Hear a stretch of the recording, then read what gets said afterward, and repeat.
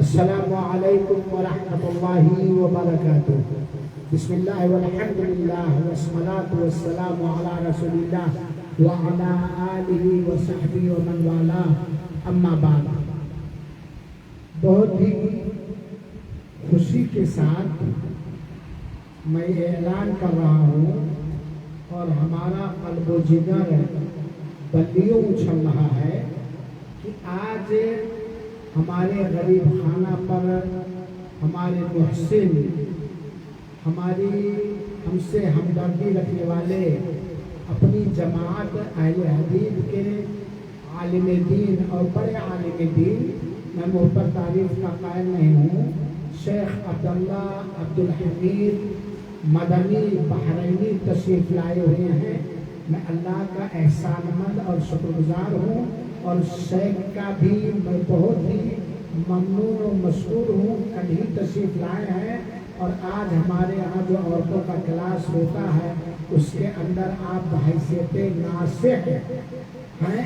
اور میں بہنوں سے بتا دوں کہ شیخ ایک الحمدللہ مجھے بجائے بڑے عالم دین ہیں. اللہ نے انہیں بہت موقع دیا ہے، قبول فرما لے، دین کی خدمت کرنے کی ہر طرح سے. اور آپ انڈیا ہی کے ہمارے سدھارتھ نگر کے ہیں، ڈسٹرکٹ بلرام پور کے پاس، اور اب آپ بحرین میں نیشنلٹی پا رہے ہیں. وہاں بھی دعوتی، تعلیمی، تصنیفی، تالیفی ادارہ چلا رہے ہیں اور بہت سارے علماء کے آپ ذمہ دار اور مشرف ہیں. تو آج موقع ملا ہے، میں شیخ کا شکر گزار ہوں کہ آج ہم شیخ سے سنیں گے. شیخ کے خطاب سے پہلے میں گزارش کروں گا لخت جگر نور نظر عزیزم عبداللہ سلمہ سے کہ وہ تشریف لائے اور ایک نظر پیش کریں. جزاک اللہ خیر.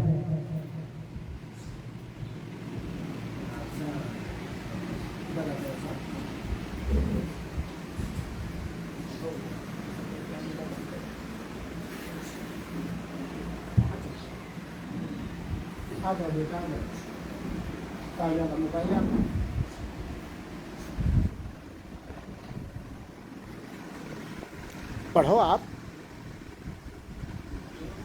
ادھر بیچ میں چلے جاؤ. آپ ہٹ جاؤ بیٹا. پڑھو. السلام علیکم ورحمۃ اللہ وبرکاتہ. 2 سے 3 مصرے پڑھنا چاہتا ہوں بطور خاص سماعت فرمائیں. احمد مجتبی سید الانبیاء، احمد مجتبی سید الانبیاء، کوئی تجھ سا کہاں، کوئی تجھ سا کہاں. احمد میرے پیارے نبی اور حبیب خدا، کوئی تجھ سا کہاں، کوئی تجھ سا کہاں. اتنی زیادہ تیری رب نے توقیر کی، اپنے قرآن میں کتنی تعریف کی. اتنی زیادہ تیری رب نے توقیر کی، اپنے قرآن میں کتنی تعریف کی. نام لے کر نہ تجھ کو پکارے خدا، نام لے کر نہ تجھ سا کہاں، کوئی تجھ سا کہاں، کوئی تجھ سا کہاں. دوسرا مصرع پڑھتا ہوں بطور خاص سماعت فرمائیں. اگر نعت اچھی لگے تو سبحان اللہ کہہ دیجیے گا. پتھروں کنکروں نے بھی کلمہ پڑھا، پتھروں کنکروں نے بھی کلمہ پڑھا. چاند بھی ایک اشارے میں ٹکڑا ہوا، پتھروں کنکروں نے پڑا چاند بھی ایک اشارے میں ٹکڑا ہوا اہل دنیا کہ اہل دنیا نے دیکھا یہ معجزہ اہل دنیا نے دیکھا ہے یہ معجزہ کوئی تجھ سا کہاں کوئی تجھ سا کہاں کوئی تجھ سا کہاں کوئی تجھ سا کہاں بارک اللہ فیک بارک اللہ فیک تجھ کو طائف میں کتنا ستایا گیا تجھ کو طائف میں کتنا ستایا گیا بدمعاشوں کو پیچھے لگایا گیا تجھ کو طائف میں کتنا ستایا گیا بدمعاشوں کو پیچھے لگایا گیا ان کی خاطر بھی کی تو نے رب سے دعا ان کے خاطر بھی کی تو نے رب سے دعا کوئی تجھ سا کہاں کوئی تجھ سا کہاں کوئی تجھ سا کہاں کوئی تجھ سا کہاں جان سینے کی خاطر جو نکلے عمر جان سینے کے خاطر جو نکلے عمر رب نے دل ان کا کیسے دیا تھا بدل رب نے دل ان کا کیسے دیا تھا بدل ہو گئے تجھ پہ پھر کس قدر وہ فدا ہو گئے تجھ پہ پھر کس قدر وہ فدا کوئی تجھ سا کہاں کوئی تجھ سا کہاں بچیوں کی ولادت کی سن کر خبر بچیوں کی ولادت کی سن کر خبر چین کی سانس لیتے اسے مار کر چین کی سانس لیتے اسے مار کر زندہ رہنے کا حق ان کو تو نے دیا کوئی تجھ سا کہاں کوئی تجھ سا کہاں کوئی تجھ سا کہاں کوئی تجھ سا کہاں احمد مجتبی سید الانبیاء کوئی تجھ سا کہاں کوئی تجھ سا کہاں السلام علیکم ورحمۃ اللہ وبرکاتہ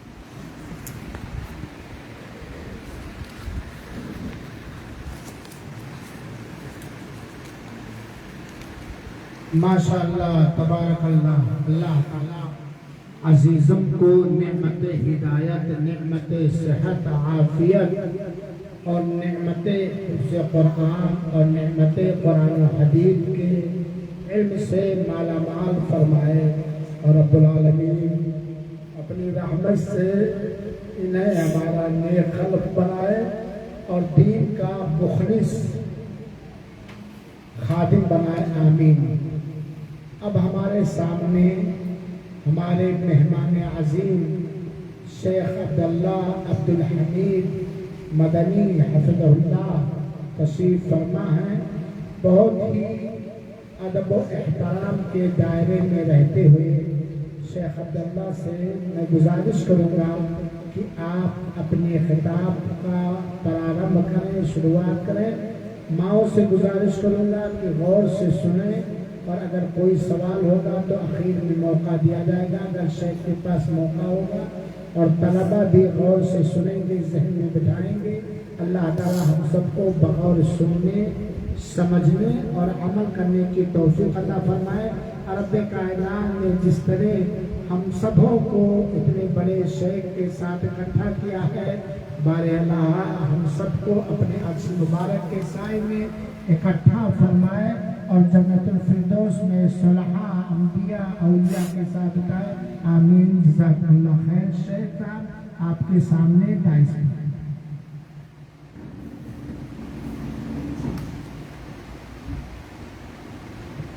إن الحمد لله نحمده ونستعينه ونستغفره ونؤمن به ونتوكل عليه ونعوذ بالله من شرور أنفسنا وسيئات أعمالنا من يهده الله فلا مضل له ومن يضلل فلا هادي له وأشهد أن لا إله إلا الله وحده لا شريك له وأشهد أن محمدا عبده ورسوله.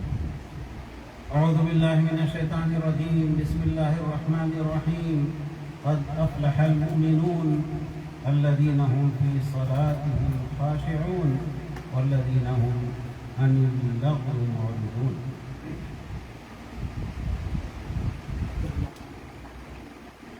ہمارے محترم یا قابل قدر صاحبزادے جن کا نام بڑا اتفاق سے میرے عبداللہ ہے، انہوں نے جس انداز میں رسول اللہ صلی اللہ علیہ وسلم کی تعریف میں ان اشعار کو پڑھا ہے، یقیناً یہ قابل مبارکباد ہے۔ البتہ ایک ملاحظہ ہے، یہ مشہور ہے حضرت عمر بن خطاب رضی اللہ تعالیٰ عنہ ننگی تلوار لے کے رسول اللہ صلی اللہ علیہ وسلم کے قتل کے ارادے سے گھر سے نکلے تھے۔ راستے میں نعیم بن مسعود نامی صحابی نے کہا تم وہاں کہاں جا رہے ہو، پہلے اپنی بہن اور بہنوئی کی کو خبر لو۔ ان کی بہن کا نام فاطمہ تھا اور بہنوئی کا نام تھا سعید ابن زید، اور سعید ابن زید ان 10 صحابہ کرام میں سے ایک ہیں جنہیں رسول اللہ صلی اللہ علیہ وسلم نے ایک ہی مجلس میں جنت کی بشارت سنائی تھی۔ بہرحال اس قصے میں یہ ہے کہ عمر بن خطاب رضی اللہ تعالیٰ عنہ رسول اللہ صلی اللہ علیہ وسلم کی طرف تھوڑا مائک قریب رکھیں سے رسول اللہ صلی اللہ علیہ وسلم کے پاس جانے سے پہلے وہ اپنے بہنوئی اور بہن کے گھر تشریف لے گئے، اور اتفاق سے اس موقع پر ان کے بہنوئی اور بہن یہ قرآن مجید کا درس لے رہے تھے۔ عمر بن خطاب رضی اللہ تعالیٰ عنہ نے مارا اپنے بہنوئی کو، بہن بھی ڈالا ہوئی۔ بہرحال یہ مشہور قصہ ہے، لیکن سچی بات یہ ہے کہ یہ ثابت شدہ قصہ نہیں ہے، ثابت شدہ قصہ نہیں ہے، اگرچہ بہت مشہور ہے۔ دوسری بات میں یہ بتانا چاہتا ہوں کہ میں کل نہیں بلکہ آج ہی آیا ہوں۔ کل شام 9 بجے بحرین سے نکل کر کے صبح 9 بجے لکھنؤ پہنچا ہوں۔ راستے میں ٹرانزٹ میں ٹھہرے ہوئے تھے، اور یہ میں کوئی بہت بڑا عالم نہیں ہوں، کوئی عذر و بہانہ کروں، لیکن اتفاق سے میں نہ رات میں سو سکا اور نہ اب تک فجر کے بعد سو سکا۔ تو بہرحال میں نے یہ سنا تھا کہ ہمارے محترم بیمار ہیں، ان کا کوئی آپریشن ہوا ہے، میں ان کی عیادت کے لیے آنے والا تھا۔ انہوں نے کہا نہیں، خالی عیادت نہیں بلکہ کچھ عبادت کی بات بھی کر لو۔ ہمیں خوشی ہے ان خواتین پر جو اللہ کا کلام اور رسول اللہ صلی اللہ علیہ وسلم کی حدیث پاک سننے کے لیے یہاں تشریف لاتی ہیں۔ اللہ رب العالمین ان کے عزائم کے اندر مزید برکت دے، آمین، اور ان کی دنیا اور آخرت دونوں کو سنوار دے۔ ہمارے مخاطب سچی بات ہی ہمارے سامنے یہ عزیز طلباء ہیں جو قرآن مجید کی حفظ کرنے میں لگے ہوئے ہیں۔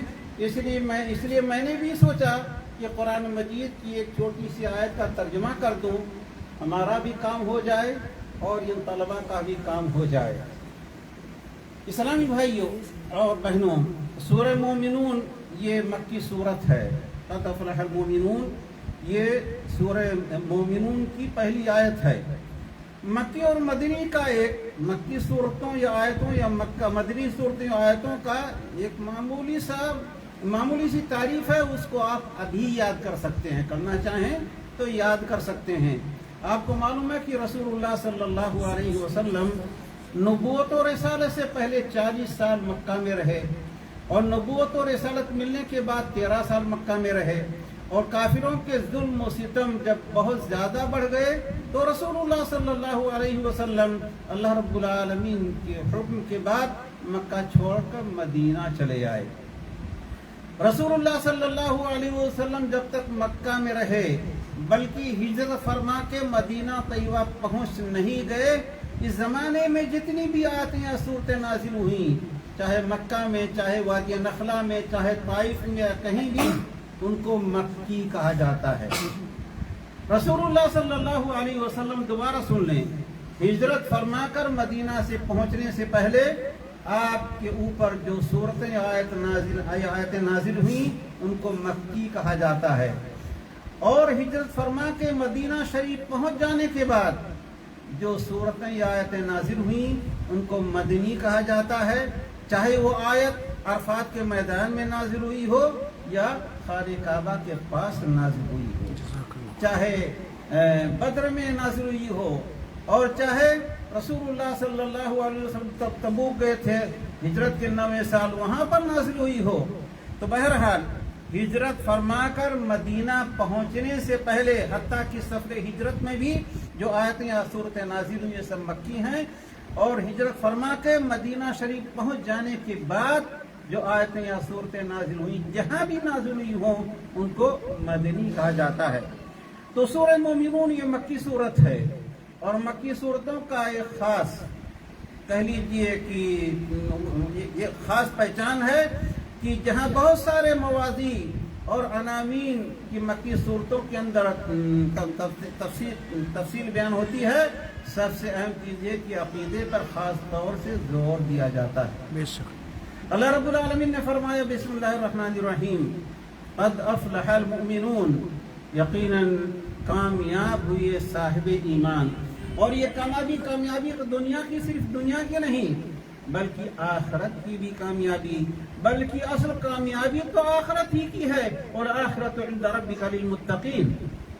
तो ये कामयाबी दीन और दुनिया दोनों जहान की है, और इसीलिए अल्लाह रब्बुल आलमीन ने हमें जो दुआ सिखाई है, और रसूलुल्लाह सल्लल्लाहु अलैहि वसल्लम जिस दुआ को कसरत से पढ़ते थे वो ये है, रब्बना आतिना फिद दुनिया हसना व फिल आखिरति हसनतन व क़िना अज़ाबन नार।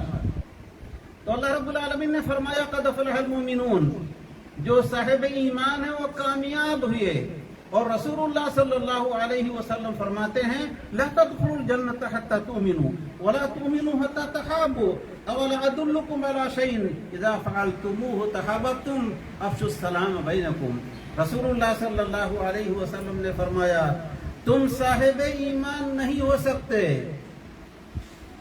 जब तक एक दूसरे से मोहब्बत ना करो।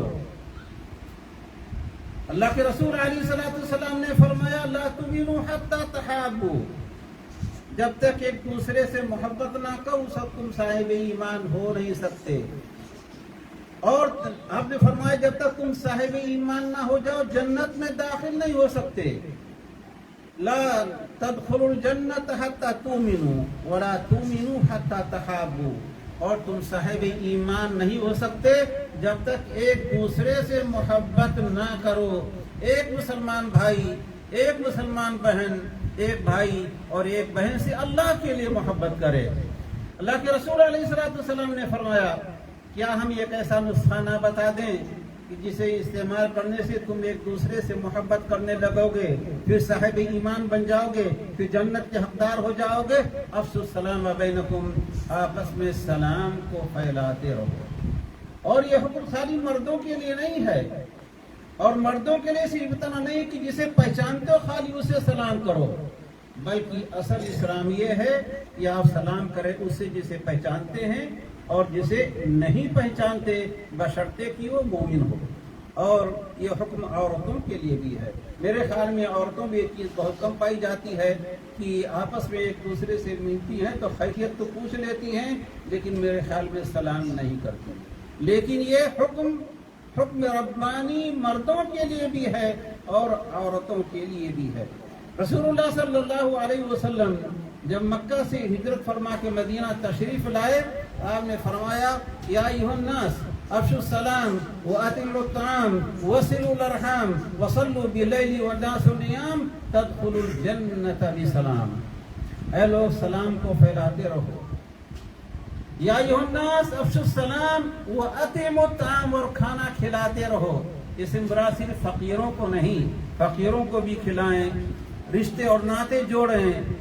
چاہے آپ کے رشتہ دار غریب نہ بھی ہوں تبھی آپ کچھ ہدایہ تحائف دیتے رہیں. انہیں کبھی اپنے گھر کھانے پر بلا لیں، کبھی ان کے بلانے پر آپ کے پہنچ جائیں. اور فرمایا رسول اللہ صلی اللہ علیہ وسلم نے کہ رشتے ناطے جوڑتے رہو. اور جسے یہ پسند ہو کہ اس کی زندگی، اس کی عمر دراز ہو، برکت والی ہو اور اس کے مال میں برکت ہو، تو اسے چاہیے کہ رشتے اور ناطے جوڑتا رہے جس طرح کہ رسول اللہ صلی اللہ علیہ وسلم کا ارشاد ہے. آپ نے فرمایا اور تم رات میں نماز پڑھو جب لوگ سوئے رہیں. اور اللہ رب العالمین نے فرمایا بھی ہے اپنے مومن بندوں کی پہچان تعریف میں تتجافى جنوبهم عن المضاجع يدعون ربهم خوفا وطمعا ومما رزقناهم ينفقون.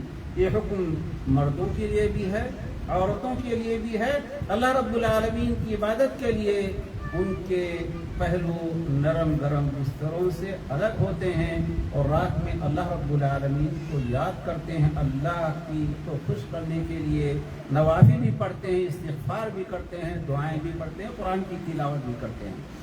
تو اللہ رب العالمین نے فرمایا قد فلح المؤمنون، یقیناً کامیاب ہوئے وہ لوگ جو ایمان لائے. اور یہ کامیابی دنیا سے زیادہ آخرت سے متعلق ہے. ایک انسان دنیا کے اندر کتنا ہی مال و دولت سے نواز دیا گیا ہو، اگر وہ صاحب ایمان نہیں ہے تو جانتے ہیں اس کا انجام کیا ہوگا؟ جہنم. آپ نے قارون کا نام سنا ہوگا. اللہ رب العالمین نے اسے اتنے خزانے دیے تھے کہ خزانوں کی کنجیاں اٹھانے کے لیے جوانوں کی ایک جماعت درکار تھی. لیکن جانتے ہیں جب اسے نصیحت کی گئی احسن کما احسن اللہ علیک، اللہ رب العالمین نے تیرے اوپر احسان کیا ہے، تجھے مال و دولت سے نوازا ہے، تم بھی اللہ کے بندوں کے ساتھ احسان کرو، غریبوں کا خیال کرو. جانتے اس نے کیا کہا تھا؟ انما اوتیت علی علم عندی، میں نے اپنے علم و ہنر سے کمایا ہے.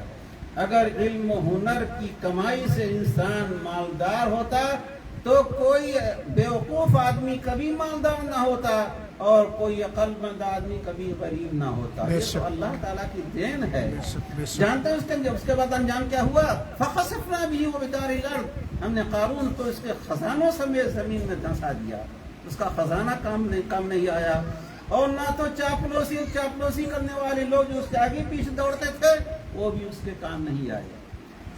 تو اللہ رب العالمین پر ایمان لانا یہ نجات کی ضمانت ہے. بخاری شریف کی روایت ہے رسول اللہ صلی اللہ علیہ وسلم ابو طالب اپنے مشفق چچا کے پاس آئے جب ان کا آخری وقت تھا.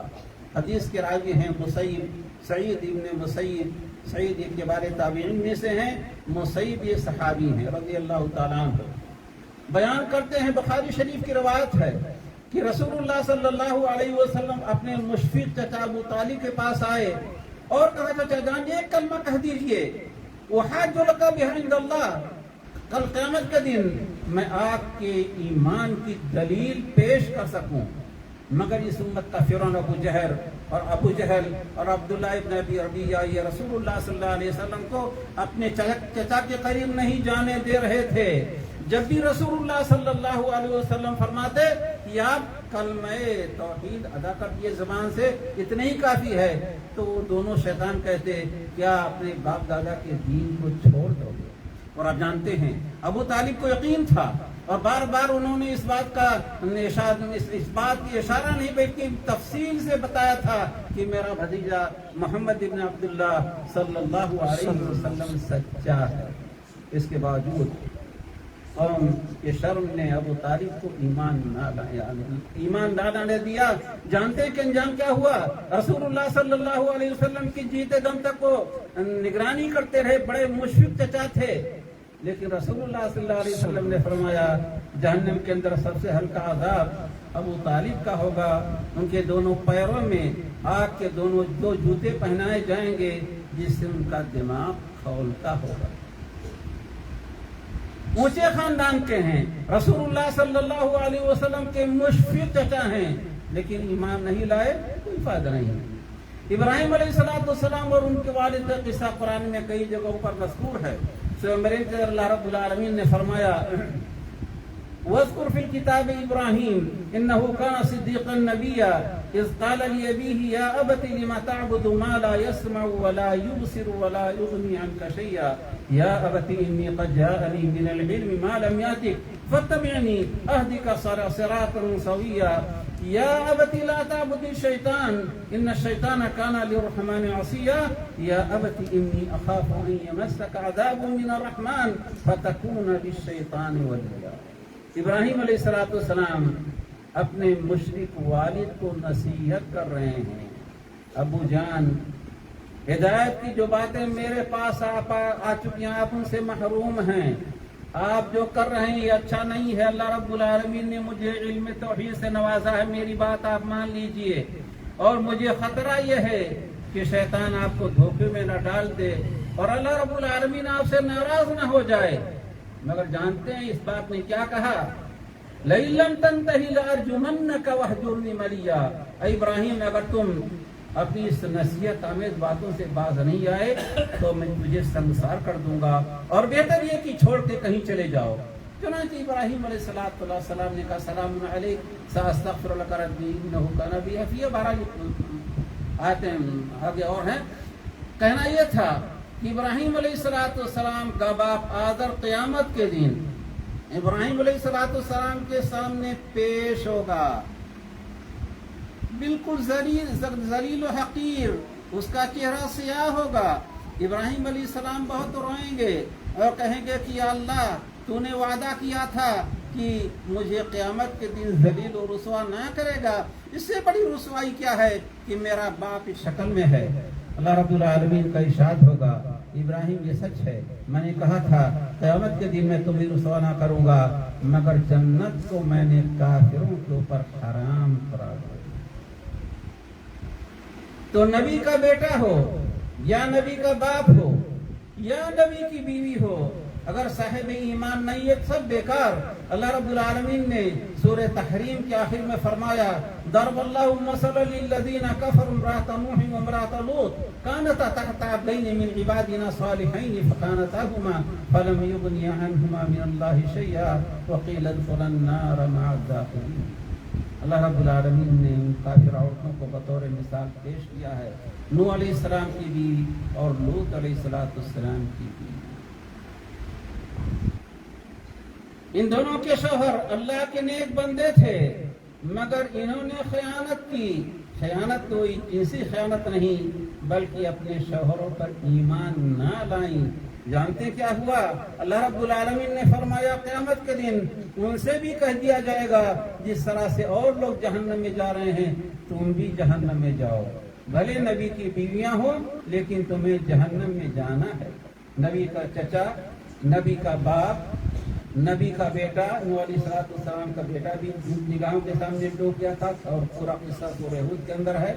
और उनकी बीवी और लूत अलैहिस्सलाम की बीवी ये ईमान ना लाने की वजह से जहन्नम में चली गई। तो अल्लाह रब्बुल आलमीन ने फरमाया क़द अफ़लहल मुअमिनून, यकीनन कामयाब हुए साहिब ईमान, ईमान वाले। लेकिन खाली ये कह देना कि आमन्ना बिल्लाह या ये कह देना मेरे दिल के अंदर ईमान जागुज़ी है, इतना काफ़ी नहीं है। इसीलिए अल्लाह रब्बुल आलमीन ने फरमाया क़द अफ़लहल मुअमिनून अल्लज़ीना हुम फ़ी सलातिहिम ख़ाशिऊन, जो नमाज के अंदर खुशू और खुजू इख्तियार करते हैं। अल्लाह रब्बुल आलमीन ने जहाँ भी नमाज का तज़किरा के आमतौर पर अक़ीमुस सलाह, युक़ीमूना सलाह, اس طرح کے کلمات اللہ رب العالمین نے استعمال فرمائے ہیں. نماز پڑھنا اور ہے اور نماز کی اقامت اور ہے. رسول اللہ صلی اللہ علیہ وسلم ایک بار مسجد نبوی شریف کے اندر تشریف فرما تھے. ایک صحابی آئے, رسول اللہ صلی اللہ علیہ وسلم کو انہوں نے سلام کیا, اور عورتیں غور سے سنیں, انہوں نے سلام کیا اور جا کے نماز پڑھی. نماز پڑھ کے آ کے رسول اللہ صلی اللہ علیہ وسلم کو دوبارہ سلام کیا تو رسول اللہ صلی اللہ علیہ وسلم نے فرمایا صلی فإنک لم تصلی, تم نے نماز نہیں پڑھی ہے, جا کے دوبارہ نماز پڑھو.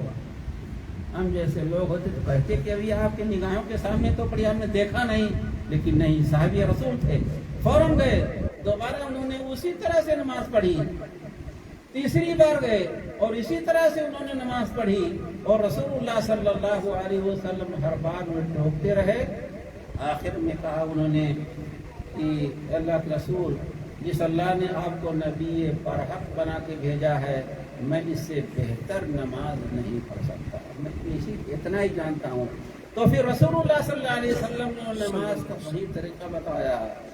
تکبیر تحریمہ کے بعد اطمینان سے قیام کرو, سورہ فاتحہ پڑھو, کوئی سورت پڑھو, رکوع میں جاؤ تو اس طرح سے, رکوع سے اٹھو تو اس طرح سے, سجدے میں جاؤ تو اس طرح سے. رسول اللہ صلی اللہ علیہ وسلم نے پوری تفصیل ان کو بتا دی.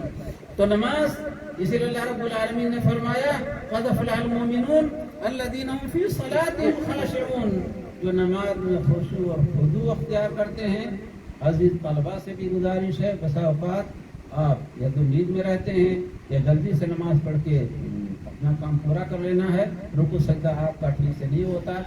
اور افسوس ہے کہ عورتوں کو نماز کا جو طریقہ بتایا جاتا ہے وہ مردوں کی نماز سے مختلف, حالانکہ عورتوں کی نماز کا طریقہ مردوں سے قطعاً مختلف نہیں ہے اور نہ اس کی کوئی دلیل ہے.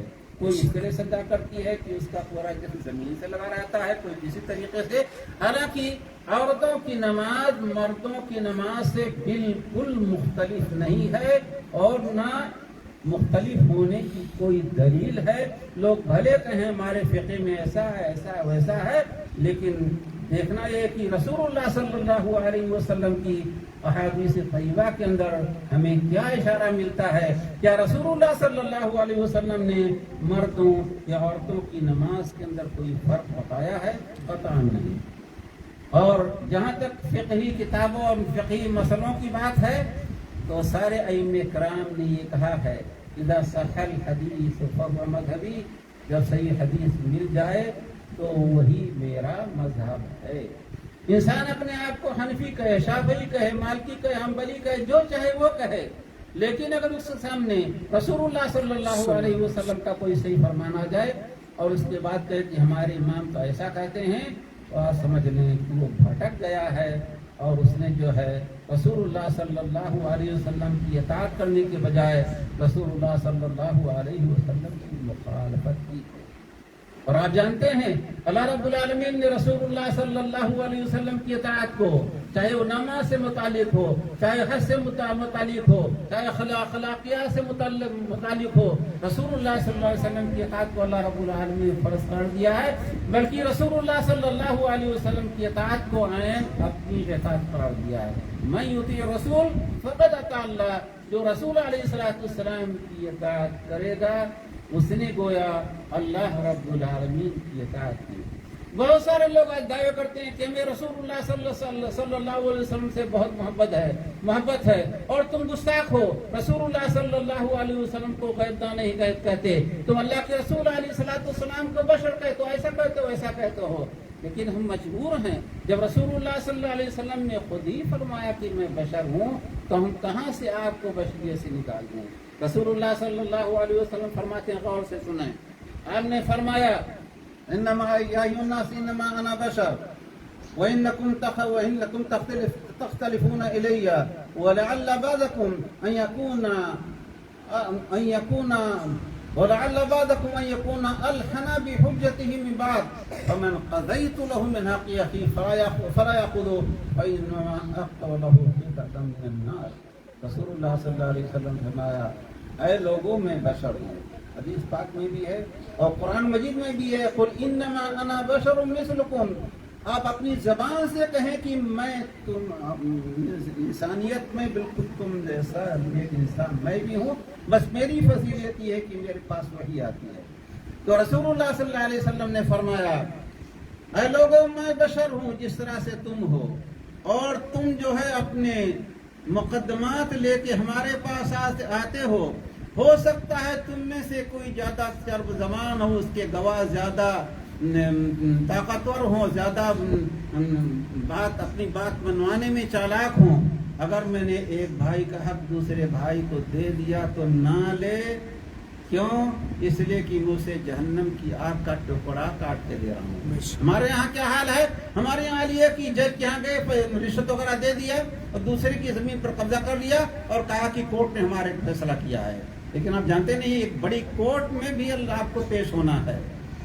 رسول اللہ صلی اللہ علیہ وسلم فرماتے ہیں قیامت کے دن اللہ رب العالمین ہر آدمی سے براہ راست ہم کلام ہوگا، بیچ میں کسی ترجمان کی کوئی ضرورت نہ ہو، تو جو بھی معاملات ہوں گے اللہ رب نہیں آپ بولیے، اس کو غلط میں تو اللہ رب العالمین جو ہے کہ ہاں سب کچھ موجود ہے، پورا ریکارڈ موجود ہے۔ میں کہتا ہوں کہ انسان اپنے آپ کو حنفی کہے، شافعی کہے، مالکی کہے، حدیث کہے، جو چاہے وہ کہے، لیکن اسے اختیار نہیں ہے کہ جب رسول اللہ صلی اللہ علیہ وسلم کا کوئی فرمان، صحیح فرمان اس کے سامنے آ جائے اور اس کی سمجھ میں آ بھی جائے اور اس کے بعد رسول اللہ صلی اللہ علیہ وسلم کے فرمان کو چھوڑ دے، وہ فتنے میں پڑ جائے گا، گمراہ ہو جائے گا۔ آپ جانتے ہیں جو لوگ مدینہ سے جاتے ہیں وہ ابیار علی، جسے خلافہ نام ہے لیکن آج کل ابیار علی کہتی ہیں اور کہتے ہیں وہاں پر وہاں سے احرام باندھتے ہیں حج یا عمرے کا۔ ایک صاحب نے حضرت امام مالک رحمۃ اللہ علیہ سے فرمایا، کیا حرج ہے کہ میں اللہ کے رسول علیہ الصلوۃ والسلام کے روضہ شریفہ کے پاس سے اور مسجد نبی میں احرام باندھنے، اس میں حرج کیا ہے؟ امام مالک رحمۃ اللہ علیہ نے فرمایا، مجھے خطرہ ہے تم فتنے میں پڑ جاؤ گے، اس لیے کہ اللہ رب العالمین نے فرمایا ہے فَلْيَحْذَرِ الَّذِينَ يُخَالِفُونَ عَنْ أَمْرِهِ أَن تُصِيبَهُمْ فِتْنَةٌ أَوْ يُصِيبَهُمْ عَذَابٌ أَلِيمٌ۔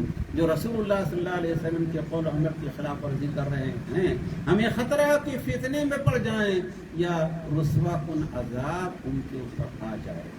اس لیے جب یہ معلوم ہو گیا کہ رسول اللہ صلی اللہ علیہ وسلم کا صحیح فرمان ہے تو کسی کو بھی اختلاف کی نہ گنجائش ہے نہ اس کا اختیار ہے، مگر افسوس کے ساتھ کہنا پڑتا ہے جب عاجز ہو جاتے ہیں کہتے کہ ہمارے امام نے زیادہ سمجھا، تو امام معصوم تھوڑی تھے، یا رسول اللہ صلی اللہ علیہ وسلم کے سارے فرامین امام کے پاس تھوڑی آ گئے تھے۔ جب صحابہ کرام عمر ابن خطاب جیسے صحابی کے پاس رسول اللہ صلی اللہ علیہ وسلم کی ساری حدیثیں نہیں پہنچی تھیں تو بعد میں ائمہ کرام کے پاس کہاں پہنچی؟ اگر پہنچی بھی ہوں تو ائمہ کرام کے اقوال میں اتنا اختلاف کیوں پایا جاتا ہے؟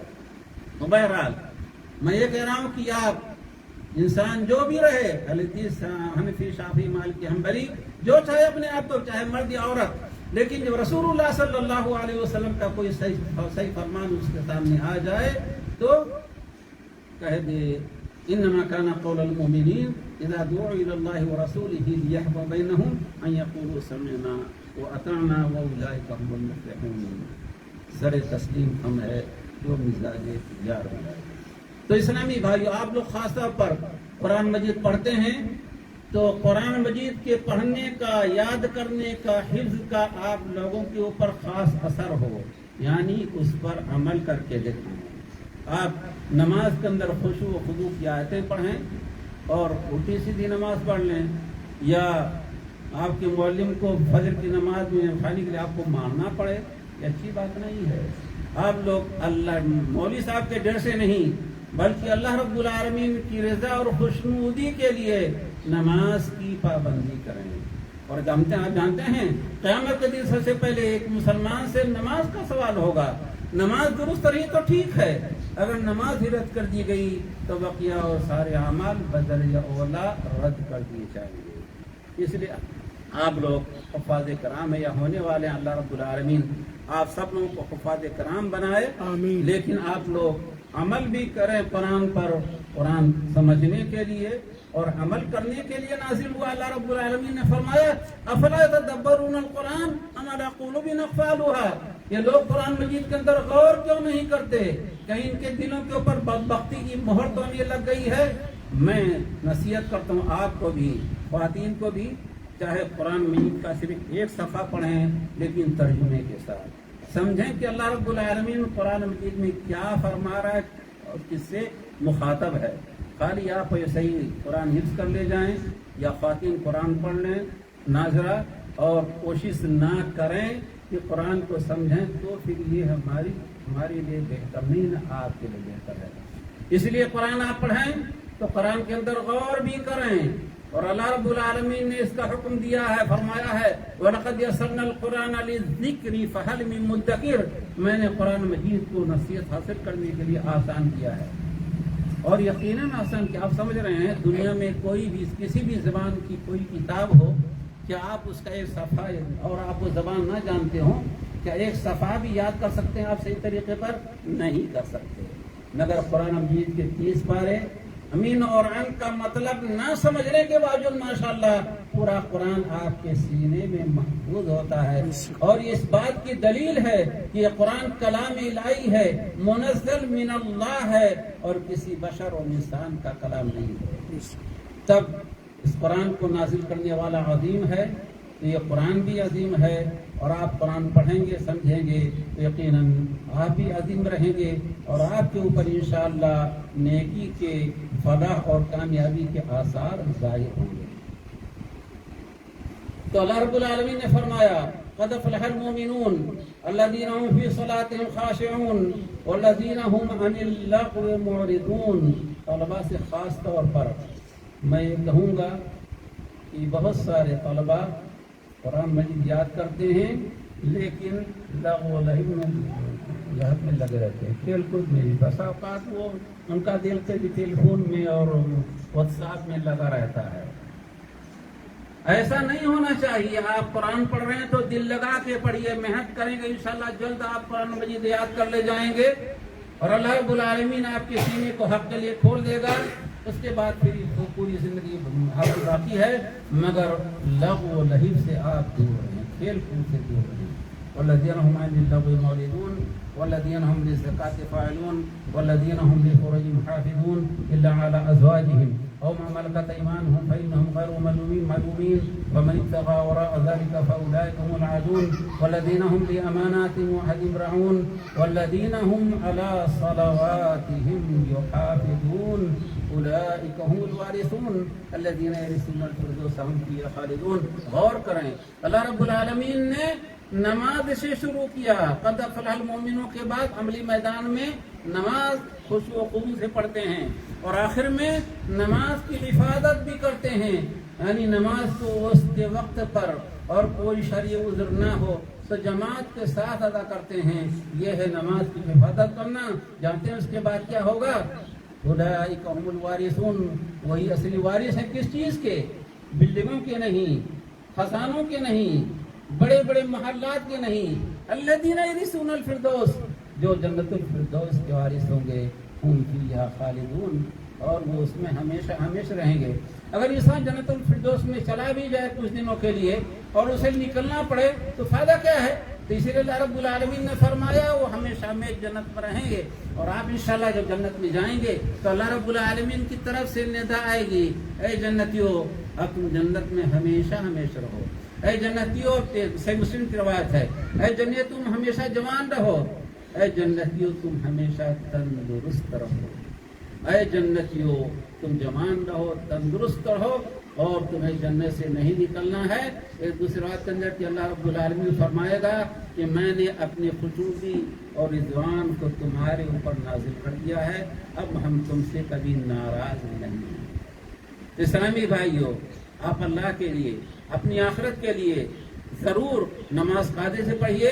اور حفاظ کرام سے میں ایک خاص بات یہ کہنا چاہتا ہوں کہ ہمارا یہ تجربہ ہے، کم سے کم اپنی اولاد کے بارے میں اور ساتھیوں کے اولاد کے بارے میں، کہ جس نے بھی قرآن مجید میں محنت کیا اللہ رب العالمین نے اسے کامیاب بنایا. بے شک بے شک. ہمارے بچے ہیں ماشاءاللہ اعلیٰ تعلیم حاصل کیے ہوئے، لیکن ہمیشہ کہتے ہیں یہ آپ لوگوں نے جو زبردستی سے ہم لوگ کو قرآن یاد کرایا تھا یہ اسی کی برکت ہے. بے شک. تو قرآن کی برکت ہے.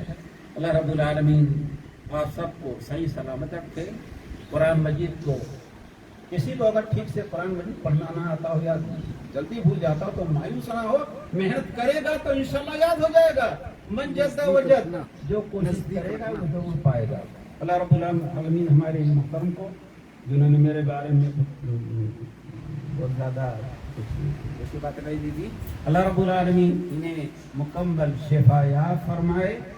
اور یہ مجلس جو انہوں نے جس کی ابتدا کی ہے، اللہ رب العالمین انہیں بھی اور آپ سب کو اس مجلس کی برکتوں سے نوازے اور یہ مجلس آباد رہے اور آپ جو سنیں اس پر عمل کریں. اللہ رب العالمین کی ہاں آپ اللہ کی رضا سے سرخ ہوں گے اور جنت الفردوس کے وارث ہوں گے انشاءاللہ. صلی اللہ علیہ نبینا محمد وعلی آلہ وصحبہ اجمعین. اگر کوئی سوال ہو تو میں اس کا جواب دینے کے لیے تیار ہوں، حالانکہ طاقت نہیں ہے. جزاکم اللہ خیر ما یجازی به عبادہ الصالحین. الحمدللہ، کروڑ بار اللہ تعالیٰ کا شکر ہے کہ رب العالمین نے ہمیں شیخ عبداللہ عبدالحمید بحرینی حفظہ اللہ وقرہ کے پند و نصائح کو سننے کا موقع دیا. اللہ ہم سب کو اس پر عمل کرنے کی توفیق عطا فرمائے. میں شیخ کا کچھ شکر گزار ہوں، عرفان بھائی کا، عبید بھائی کا، ارشاد بھائی کا اور مرکز الخیر کے تمام طلباء اور اساتذہ کا اور بہنوں کا شکر گزار ہوں. تقریر کے اندر شیخ نے بہت ہی عمدہ نصیحتیں کی ہیں. خاص طور پر ہر بات کو ہمیں اپنے ذہن و دماغ میں رکھنا چاہیے. خاص طور پر جو شیخ نے کہی ہے بہت ہی اہم بات، ساری باتیں ہیں.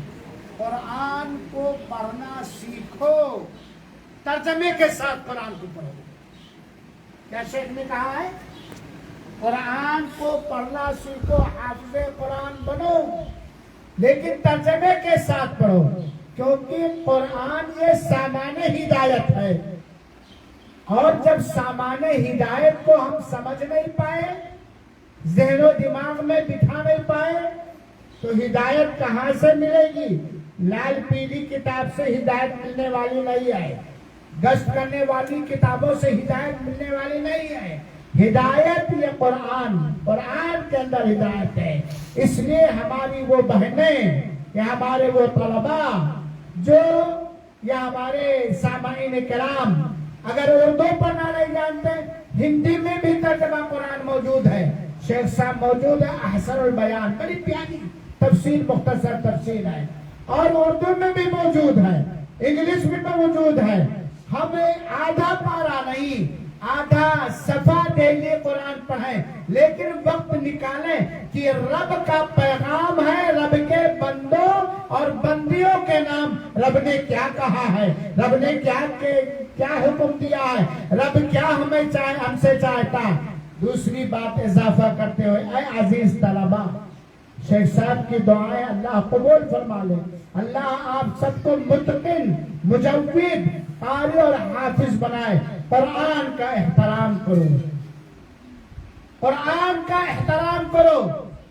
صرف حفظ کے لیے نہیں، صرف اٹھانے چھونے میں، دل کے اندر اس کا احترام ہونا چاہیے. قرآن پاک ہے، میں کئی بار کہہ چکا ہوں. آپ لوگ کہتے ہیں قرآن پاک، رب پاک کا کلام نبی پاک پر اترا، پاک نبی پاک رسول کے ذریعے اترا. اس لیے جو قرآن کا حافظ بننا چاہتا ہے اور بننا چاہیے نہ حافظ، وہ اپنے دلوں کو پاک کر لے. شیخ نے تقریر میں کہا جو لوگ لغو کام سے انحراف کرتے ہیں راستے، اپنے دلوں کو پاک کر لو. اللہ کی قسم عزیز طلباء اور ہماری ماں اور بہنوں، 24 گھنٹہ قرآن پڑھو، 24 گھنٹہ قرآن سناؤ، 24 گھنٹہ حفظ کرو، لیکن اگر ہمارا دل پاک نہیں ہے، غلاظتوں سے، خباثتوں سے، گندگیوں سے، बेहुदा चीजों से, बेहुदा कामों से, तो इस कलाम पाक का असर हमारे दिलों पर नहीं होगा। मैं बहुत ही शुक्रगुजार हूँ शेख साहब का। अल्लाह ताला शेख साहब को सेहत के साथ, आफियत के साथ, अपनी इताअत और बंदगी पर लंबी से लंबी उम्र दे और बार बार हम लोगों को आपसे फायदा उठाने की तौफीक अता फरमाए। शेख के जो दीनी खिदमात हो चुके हैं अल्लाह कबूल फरमाए, जो हो रहे हैं अल्लाह कबूल फरमाए, मजीद तौफीक दे। आमीन व जज़ाकुमुल्लाह खैर। अगर आप बहनों में से किसी के पास सवाल हो या बच्चों के में से किसी के पास सवाल हो तो कर सकते हैं, सिर्फ 10 मिनट का टाइम आएगा।